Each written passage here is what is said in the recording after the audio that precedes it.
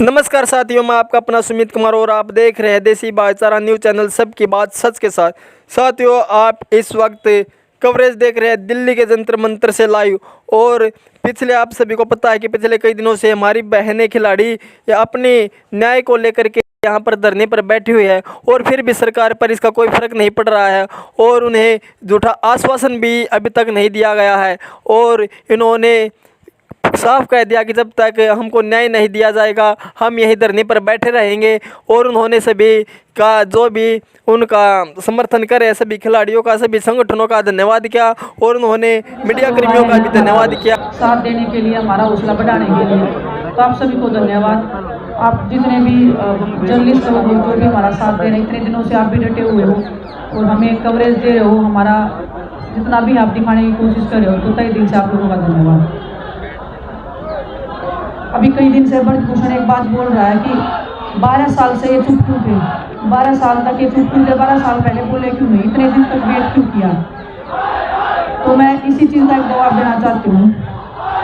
2012 में जूनियर का कैंप लगा था लखनऊ, वहाँ पे एक शिकायत दर्ज हुई थी पुलिस स्टेशन में सेक्सुअल हरासमेंट के खिलाफ में।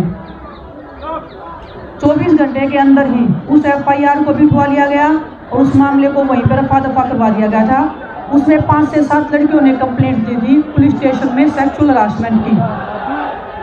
दूसरी बात, 2014 में आप लोगों ने सुना भी होगा, कोई एक फिजियो था हमारा, ट्रेनर और फिजियो दोनों काम करते थे। वो नेशनल कैंप में थे, गीता फोगाट के साथ वो उनके ट्रेनर थे। उनकी वाइफ भी रेसलिंग करती थी, वो उस टाइम पे नेशनल कैंप में थी। उन्होंने कुछ हरकतें देखी नेशनल कैंप में होते हुए।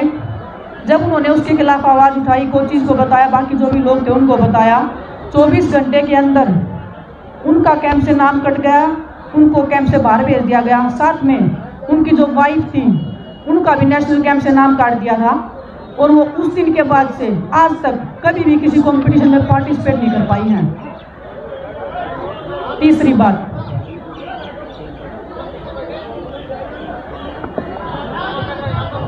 अभी जब हम जंतर मंतर पे बैठे थे उससे पहले सरकार के एक अधिकारी से हम मिले थे। जंतर मंतर पे बैठने से 3-4 महीने पहले की बात है। हमने उनको हर एक बात बताई थी कि कैसे लड़कियों के साथ में सेक्सुअल हरासमेंट हो रहा है, कैसे लड़कियों को दुखी किया जा रहा है, मेंटली टॉर्चर किया जा रहा है, हर लेवल पे मतलब खिलाड़ियों को इतना परेशान किया जा रहा है कि खिलाड़ी कुछ भी करने को रेडी है अपनी लाइफ के साथ में। जब हमने 3-4 महीने वेट कर लिया, उसके बाद कुछ भी नहीं हुआ। फिर हम जंतर मंतर पे आए। जब हम गवर्नमेंट से बात करने के लिए, खेल मंत्री जी से बात करने के लिए गए, लास्ट दिन जब हमने धरना खत्म किया था, सभी खिलाड़ी अंदर गए थे, खेल मंत्री जी के सामने सारी बातें बताई थी। सभी लड़कियों ने सेक्सुअल हरासमेंट के ऊपर बातें बताई थी, अपने अपने इंसिडेंट शेयर किए थे। सभी लड़कियां रो रही थी उनके सामने ही, लेकिन कोई भी एक्शन नहीं लिया गया था उस टाइम पे भी। खेल मंत्री जी ने कमेटी बना के उस मामले को फिर से रफा दफा करने की कोशिश की। तो आप देख लीजिए, हमने हर लेवल पे हमने आवाज़ उठाने की कोशिश की, लेकिन जिसने भी कोशिश की उस मामले को वहीं पे दबा दिया गया। तो जो वो बोल रहा है कि 12 साल से चुप थे, तो आप देख लीजिए 12 साल से हम चुप क्यों थे। हमें रेसलिंग करना था, हमारी लाइफ, हमारा कैरियर, सब कुछ हमारा दांव पे लगा होता है, इसलिए हमारे अंदर इतनी हिम्मत नहीं हो पाई कभी भी।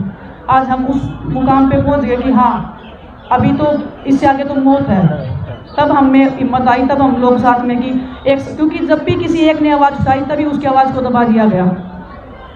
इसलिए सब लोग इकट्ठा आके आप देख लीजिए, हम इतने लोग इकट्ठा हैं, फिर भी FIR नहीं हो रही है जल्दी से, उसके ऊपर कार्रवाई नहीं हो रही है। तो बहुत मुश्किल है ऐसे इंसान के खिलाफ खड़ा होना जो इतने सालों से अपनी पावर का, अपनी पोजीशन का गलत इस्तेमाल कर रहा है। एक बार हम बता देते हैं जी, उसके बाद में आप क्वेश्चन करेंगे सब लोग। हमेशा अभी काफ़ी टाइम से यही क्वेश्चन उठ रहा है कि हम नेशनल्स नहीं खेलना चाहते या हम कोई टूर्नामेंट नहीं खेलना चाहते, हम सीधा ओलंपिक्स में जाना चाहते हैं, इसीलिए हम ये प्रोटेस्ट पे बैठे हैं। 2016 में मैं ट्रायल्स से गई थी इंडिया में और मैं फर्स्ट आई थी। तो ये रूल होता है, जो इंडिया में फर्स्ट आता है वही क्वालिफिकेशन करने के लिए जाता है टूर्नामेंट में। टर्की में हमारा कैंप लगा हुआ था, क्वालिफिकेशन टूर्नामेंट के 4 दिन बाकी थे। 4 दिन पहले मेरी ट्रायल एक इंडियन लड़की के साथ की गई, जबकि मैं इंडिया में फर्स्ट आके गई थी, सिर्फ मेरी ली गई। ये क्वेश्चन पूछना आप प्लीज़ उनसे कि सिर्फ मेरी टर्की में ट्रायल लेने का क्या मतलब? बाहर कभी इंडिया से बाहर जाके कभी इंडियंस की ट्रायल्स नहीं होती, और किसी वेट में ट्रायल्स नहीं ली गई, सिर्फ मेरी ट्रायल्स ली गई। ऐसे ही अभी 2022 में सॉरी, एक लड़की की ट्रायल हुई और वो ट्रेन में थी, वो जीत चुकी थी अपनी ट्रायल। उसको ट्रेन में से वापस बुलाया कि कल फिर दोबारा ट्रायल होगी आपकी। उस लड़की ने विनेश के पास कॉल किया कि दीदी ऐसे ऐसे हो रहा है, मेरी ट्रायल दोबारा क्यों ली जा रही है, अभी तो ट्रायल खत्म हुई है, मैं वापस घर जा रही हूँ। तो आप देख लो कि कौन अन्याय कर रहा है, कौन बार बार बिना काम की ट्रायल्स ले रहा है, कुछ भी कर रहा है मतलब, और एलिगेशन हम पे लगा रहा है कि हम टूर्नामेंट नहीं खेलना चाहते। और दोबारा जब उस लड़की ने ट्रायल दी, उस लड़की को हरवाया गया। पहली ट्रायल में वो जीत रही थी वो लड़की, क्योंकि 24 घंटे में उसको दोबारा वेट कर दिया है। वो लड़की उस दिन ट्रायल वाले दिन भी वजन भी दोबारा लिया गया, उस लड़कियों का उल्टी हो रही थी। अब मैं खुद देख रही थी ट्रायल्स में, वो लड़की बार बार हर मैच के बाद में उल्टियाँ कर रही थी बेचारी। ट्रेन में रोते हुए उसने मेरे को फ़ोन किया था कि दीदी ऐसे ऐसे हो रहा है। तो मैं भी लाचार थी, मैं बोली बेटा अभी या तो तू फिर इसको ट्रायल को छोड़ दे या तेरे को खेलना पड़ेगा, क्योंकि इन लोगों के सामने ना तो मेरी औकात है ना तेरी औकात है कुछ भी बोलने की। वो लड़की दोबारा ट्रेन में जैसे ही रास्ते में उतरी है, वो उसने ट्रेन पकड़ा है, वो गई है, उसको फिर से हरवाया गया। ये कौन सा रूल है? किसी भी इंटरनेशनल कॉम्पिटिशन, हमारे साथ भी चीटिंग होता है, हमारे साथ भी कभी कभी मैच के ऊपर गलत डिसीजन हो जाते हैं, लेकिन कभी अगर किसी विनर को घोषित कर दिया, उसके बाद में किसी भी इंटरनेशनल नेशनल कंपटीशन कोई भी हो, हिस्ट्री उठा के देख लीजिए, कभी भी सेकंड टाइम उस बाउट को नहीं करवाया जाता, चाहे वो ओलंपिक गोल्ड मेडल की बाउट ही क्यों ना हो। अगर बाउट की बात है तो 2019 की बाउट आप निकाल लीजिए, मेरी वर्ल्ड चैंपियनशिप की सेमीफाइनल बाउट थी और ब्रजभूषण भी वहीं पे बैठे थे, और उस बाउट में पूरी मतलब चीटिंग हुई है। उसके बावजूद ब्रजभूषण ने मेरे कोच को धमकाया कि आपने ऑब्जेक्शन क्यों किया। मैंने उनको बोला कि भाई मेरा कोच सही है, आप एक बार UWW से भी अपील करिए कि भाई आपने हमारे खिलाड़ियों के साथ चीटिंग की है। अगले दिन UWW ने इंडिया फेडरेशन से गलती मांगी कि हमसे गलती हो गई, हम जो चीटिंग हुई है आगे खिलाड़ियों का ध्यान रखेंगे, किसी के साथ ऐसी गलती ना हो। और दूसरी बात बताऊं, वो बोल रहे हैं कि अभी इन बच्चों को नेशनल करवाने दो, हमें बच्चों का नुकसान हो रहा है, बच्चे टूर्नामेंट नहीं खेल पा रहे हैं। वो बोल रहे हैं मुझे फांसी पर लटका दो। तो मैं आपको बताना चाहता हूँ, एक उन्होंने अभी 2-3 साल से एक टूर्नामेंट चालू किया है, open ranking series. Open ranking series का उन्होंने एक बच्चे के साथ 1025 रुपये उसका चार्ज है। उसमें अगर आप पार्टिसिपेट करोगे तो आपको 1025 रुपये देने पड़ेंगे, और उसके बावजूद बच्चा खुद ट्रेन की टिकट करवाता है, या वो फ्लाइट में जाता है, खुद होटल का करता है, खुद खाने का करता है, बच्चों को कोई सुविधा नहीं मिलती। और वो मैं उनसे पूछना चाहता हूँ कि वो पैसे जाते कहाँ जो बच्चे देते हैं। एक वजन में 200-200 बच्चे लड़ते हैं, तो 30 वजन है हमारे, 10 लड़कियों के, 10 ग्रीको रोमन के और 10 फ्री स्टाइल के। तो वो पैसे जाते कहाँ जब बच्चे खुद ही रहते हैं, अपने होटल को खुद कराते हैं, वो खाते भी खुद हैं वो, और उसके बाद वो टूर्नामेंट खेल के उधर वापस आते, उस मेडल का कोई फ़ायदा भी नहीं मिलता उन्हें। और रही बात, बोले ओलंपिक के रूल बनाए थे हमने इसलिए खिलाड़ी प्रदर्शन कर रहे हैं, पहले तो ये रूल के खिलाफ है ही नहीं, ये तो सेक्सुअल हरासमेंट के खिलाफ है। और रूल की अगर मैं बताऊं आपको, तो उन्होंने रूल बनाया है ओलंपिक के लिए कि जो खिलाड़ी ओलंपिक के लिए क्वालिफाई करके आएगा, तो फेडरेशन का अगर मन करेगा ना तो उसकी ट्रायल होंगी, बाकी सबकी ट्रायल नहीं होंगी। तो ये तो उनके मन मर्जी के रूल हो गए ना। ये एक क्लियर रूल कहाँ हुआ कि भाई सभी की ट्रायल होगी। अगर 5 खिलाड़ी क्वालिफाई करके आते हैं तो 500 की ट्रायल होगी। उन्होंने तो ये बोल दिया कि जिस फेडरेशन का मन करेगा ना कि भाई बजरंग की ट्रायल नहीं होनी चाहिए, बाकी चारों की ट्रायल होनी चाहिए, तो 4 की ट्रायल होगी, बजरंग की ट्रायल नहीं होगी। ये उनके न्याय के रूल हैं जो वो सवाल कर रहे हैं। और ये उनकी वेबसाइट पे अवेलेबल है आज भी, अगर आप चेक करना चाहो तो आप निकाल लीजिएगा। हमारे पास भी अगर आप मांगोगे तो हम दे देंगे। ये उन्होंने बाकायदा वेबसाइट पे डाला हुआ है कि ऐसे रूल है। आप एक बार तेरे आई वाला बोल देगा। जैसे ये भी अभी जैसे उनकी आईटी सेलेक्टिव हुई है और हमें सोशल मीडिया पे गलत कमेंट्स या जो भी है बदनाम करने की कोशिश कर रहे हैं, और खुद भी बोल रहे हैं कि हम मिलने जाते थे। तो सबसे पहले बता दूं कि IOA का एक इलेक्शन का कुछ था, मुझे और सत्यव्रत को वहाँ बुलाया गया था, कुछ वोटिंग का सिस्टम था। तो वो कोई भी काम से बुलाते थे तो हम जाते थे, और वहाँ जो पिक्चर खिंच जाती थी वो ठीक है कि हम मिलने गए थे। और विनेश का भी सवाल उठा रहे। विनेश को मतलब अब से लेके 2 साल हो गए ब्रिजभूषण से मिले हुए। वो या तो ट्रायल्स के टाइम पे मिलती है जो वो आते हैं नेशनल्स के टाइम पे इंटरनेशनल कंपटीशन में, लेकिन ऐसे पर्सनली विनेश को 2 साल हो गए वहाँ गए हुए, फेडरेशन गए हुए।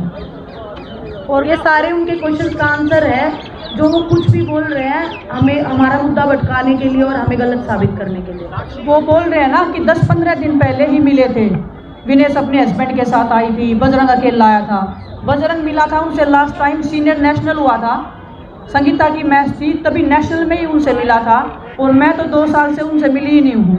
अगर किसी कंपटीशन में आगे तो आगे, वो बोल रहे हैं कि रेसलिंग फेडरेशन में आए थे, मैं 2 साल हो गए रेसलिंग फेडरेशन में ब्रजभूषण से मिली ही नहीं हूँ। 2 साल तो मैं मिनिमम बता रही हूँ। मेरे को तो लास्ट टाइम याद आ रहा है 2018 में जब मेरी शादी हुई थी, तब उन्होंने बुलाया था खुद कि आप आए हो, मेरे को कुछ पेपर साइन करवाने थे, तब उन्होंने बुलाया था, तब हम उनसे मिले थे। अदरवाइज मेरे हस्बैंड तो पहले और लास्ट टाइम तभी उनसे मिले थे। बेटा मैं बोल सकता हूँ? अंकल एक मिनट वो एक टूर्नामेंट में मेरे से पिताजी से बात करने के लिए आई थी साक्षी, और उसके बाद मैं पिता के तौर पर गले लगाया था, ये बात उन्होंने स्वीकार की। देखिए सर, वो जो अभी हथकंडे अपना रहे हैं, लड़कियों को बदनाम करने के, कुछ भी बातें बोल रहे हैं, उनकी IT सेल भी कुछ भी अनाप शनाप करी। अभी भी हमारे पास में एक पिक्चर है जो मूव करके किसी को भी वहाँ पे खड़ा किया गया, देखो कि ये लड़की आई है, और वो उनका नाम है श्रीकांत त्रिपाठी, वो ट्विटर पे है। ये जहाँ से भी हमें कोई मतलब नहीं है, लेकिन इस आदमी ने ट्वीट किया है तो वो हर तरीके से बदनाम करने की कोशिश कर रहे हैं। इससे आप एक चीज़ का अंदाज़ा लगा सकते हो कि महिलाओं के प्रति उनके मन में कितना सम्मान है।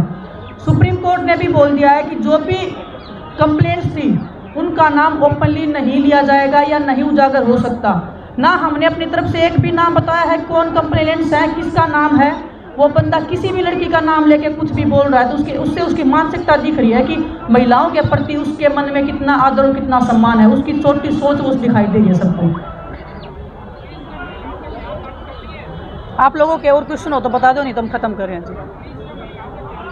हाँ जी, हाँ एक और बात, बिल्कुल बिल्कुल बिल्कुल जी बिल्कुल, इस चीज़ का भी जवाब अभी हम दिल्ली पुलिस का हम बार बार कर रहे हैं कि हमें विश्वास नहीं है।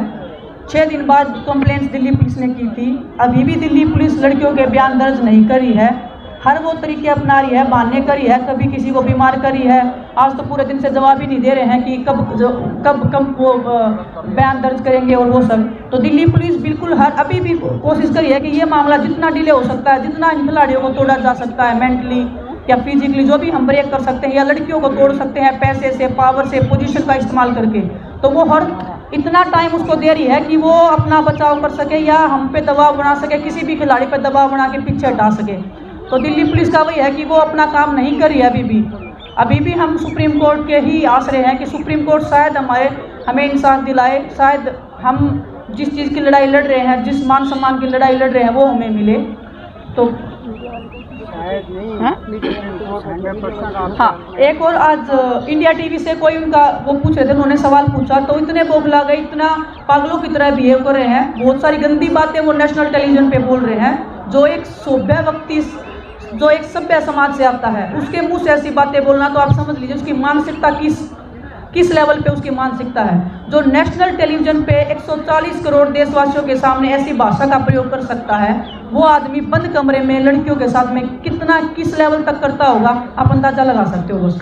बजरंग, अभी तक फ्राइडे को कोर्ट में हियरिंग है जो अगली है, अभी तक वो अपने क्षेत्र में ही है, वो यहाँ पे आए नहीं हैं, तो दिल्ली पुलिस ने उनसे ऑब्वियसली कुछ बात की नहीं है अभी तक। आपको लगता है कि फ्राइडे तक कुछ आगे बढ़ेगी चीज़ या उसके भी आगे जाएगा आपका प्रोटेस्ट? देखिए, माननीय सुप्रीम कोर्ट पे हमें पूरा भरोसा है कि खिलाड़ियों के साथ न्याय होगा, और वो अपने इसलिए बैठे, वो अपने मनमाने पत्रकारों को बुलाते हैं वहाँ पे कि वो मेरे हिसाब से सवाल पूछे। जैसे आज बता रहे NDTV का था, NDTV नहीं था, इंडिया टीवी था, तो उनके शो से वो छोड़ के भाग गए क्योंकि उन्होंने सच्चाई के साथ सवाल पूछे। तो मैं मीडिया के माध्यम से भी यही बोलूँगा कि वो दिल्ली में आके प्रेस कॉन्फ्रेंस करें और सभी मीडिया कर्मी उनसे, जैसे इंडिया टीवी ने सवाल पूछे हैं ऐसे ही आप पूछिए। सच्चाई का सामना थोड़े समय तक वो झूठ बोल सकते हैं, बार बार में वो झूठ नहीं बोल पाएंगे। तो बोल रहे ना कि खिलाड़ी बार बार में अपनी चीज़ें बदल रहे हैं, तो खिलाड़ी तो और भी बहुत सारे आएंगे। और वो बोल रहे थे ना कि भाई पहलवान नहीं है तो 4 पहलवान है, पहलवान यहाँ बहुत है। सारे पहलवान एक साथ खड़े हैं। हम नहीं चाहते कि कोई भी खिलाड़ी की ट्रेनिंग खराब हो, क्योंकि सामने एशियन गेम्स है, ओलंपिक क्वालिफाई है। उनका मकसद ये नहीं कि मैं फांसी पे लटक जाऊंगा, कंपटीशन होने दो, ये वो चीज़ें नहीं है। अगर वो सही में रेसलिंग की भलाई या रेसलिंग खिलाड़ियों की भलाई, हमारी भलाई चाह रहे हैं ना आज भी, और बोल रहे हैं कि आप चले जाओ या कंपटीशन लड़ने दो, मैं फांसी पे चढ़ने को तैयार हूँ, तो मेरा आप लोगों के माध्यम से एक रिक्वेस्ट रहेगा, अगर वो फेयर इन्वेस्टिगेशन चाहते हैं तो खुद पुलिस स्टेशन में जाएं, क्योंकि उनके ऊपर पोस्को एक्ट लगा है, नॉन वेलेबल ऑफेंस है, क्रिमिनल और उनके ऊपर है। खुद पुलिस स्टेशन में जाए कि प्लीज़ मुझे गिरफ्तार करो, गिरफ्तार करने के बाद में इंटेरोगेशन कीजिए, अगर उसमें कुछ भी नहीं निकलता है तो हम दोषी। लेकिन अगर वो चाहते हैं कि फेयर इन्वेस्टिगेशन करें और वो हर तरीके से सहयोग देना चाहते हैं, तो हमारे माध्यम से ये एक सहयोग वो देना चाहते हैं तो दे सकते हैं। उसके बाद में जो भी सच और झूठ निकल के आएगा वो तो पूरे देश के सामने ही होगा। लेकिन ये स्टार्टिंग से हमारी ये मांग है, हम हर दिन मांग नहीं बदल रहे हैं। फर्स्ट डे से हम यही बोल रहे हैं कि FIR हो, पहले FIR हो, उसके बाद में उनको गिरफ्तार करके इंटेरोगेशन की जाए, उसके बाद में सुप्रीम कोर्ट माननीय जो भी आदेश देगा, जो भी उनकी आगे की कार्रवाई होगी तो वो हमको मान्य होगी। धन्यवाद, सभी का धन्यवाद। नमस्कार साथियों, मैं आपका अपना सुमित कुमार और आप देख रहे हैं देसी बाचार न्यूज़ चैनल सबकी बात सच के साथ। साथियों, जैसा आप सभी को पता है कि पिछले कई दिनों से महिला खिलाड़ियों द्वारा दिल्ली जंतर मंतर पर धरना दिया जा रहा है और उन्होंने आरोप लगाए हैं खेल मंत्री ब्रिजभूषण पर, और उन्होंने बताया है कि उन्होंने कहा कि हमारे पास सबूत भी है कि किस तरह से उन्होंने खिलाड़ियों का यौन शोषण किया है, और उसके बावजूद भी भाजपा सरकार उन पर कोई कड़ा संज्ञान नहीं ले रही है और न ही अभी तक उन्होंने इस्तीफ़ा दिया है। उन खिलाड़ियों ने कहा कि जल्द से जल्द ऐसे खेल मंत्री को खेल पद से इस्तीफ़ा दे देना चाहिए। उन्होंने कहा कि जब तक हमारी मांगों को नहीं माना जाएगा, हमें न्याय नहीं दिया जाएगा, वहाँ दिल्ली जंतर मंतर पर धरने पर बैठे